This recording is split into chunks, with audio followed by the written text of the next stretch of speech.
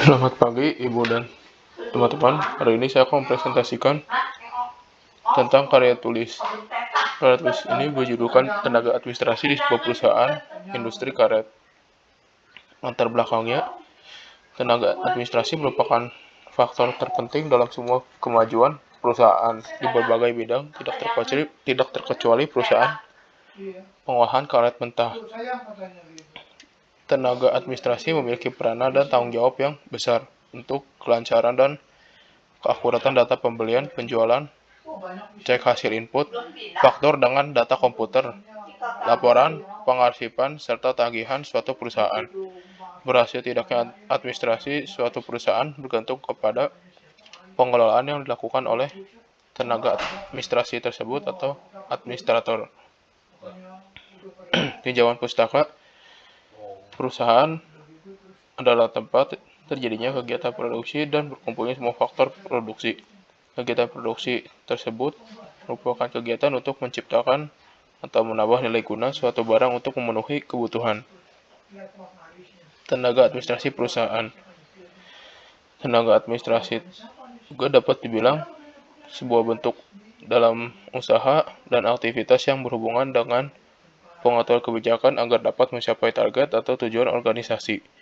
Dapat dikatakan administrasi memiliki peranan yang sangat krusial dalam semua aktivitas sebuah organisasi. Fungsi tenaga administrasi ada 7. Yang pertama, perencanaan. Perencanaan tersebut di dalamnya ada kegiatan untuk mengumpulkan data data awal, pengolahan data, hingga menyusun rencana untuk membuat sebuah pekerjaan atau proyek tertentu. Kemudian ada penyusunan.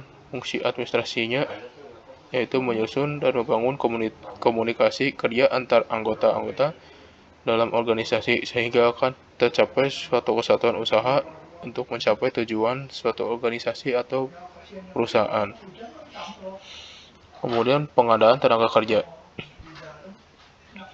Pengadaan tenaga kerja atau staffing merupakan salah satu fungsi administrasi untuk menemukan, menilai, dan mengevaluasi atau menetapkan hubungan kerja dengan karyawan atau tenaga kerja dan memberhentikannya jika tidak dibutuhkan lagi. Kemudian yang keempat ada pemberian bimbingan. Fungsi administrasi berikutnya memberi bimbingan, memberikan saran-saran atau masukan untuk perbaikan suatu kegiatan yang sedang dilakukan agar tugas dapat dilaksanakan dengan maksimal dan mendapatkan hasil yang memuaskan. Kemudian ada koordinasian. Fungsi administrasi berikutnya mengkoordinasi seluruh kepentingan dan tujuan organisasi atau perusahaan yang dilaksanakan agar bisa bersatu dan dapat sejalan dengan tempat dan waktu yang sama. Kemudian pelaporan.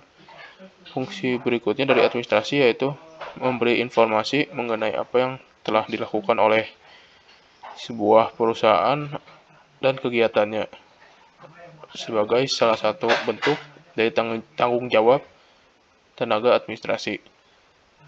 Kemudian yang terakhir, yang ketujuh adalah penganggaran. Budgeting atau penganggaran adalah kegiatan yang melakukan menghitung dan perencanaan yang berkelanjutan seputar keuangan perusahaan dan kurang lebihnya mengenai keuangan anggaran. Kemudian ada pembahasan. Tenaga administrasi merupakan jenis pekerjaan yang tidak sulit, seperti yang dibayangkan oleh orang lain.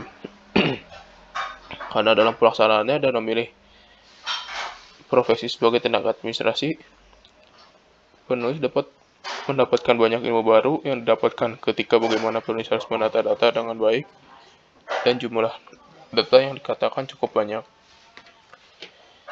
Sekian dari saya. Mohon maaf apabila ada salah kata. Kiranya presentasi ini dapat bermanfaat di kemudian hari. Terima kasih.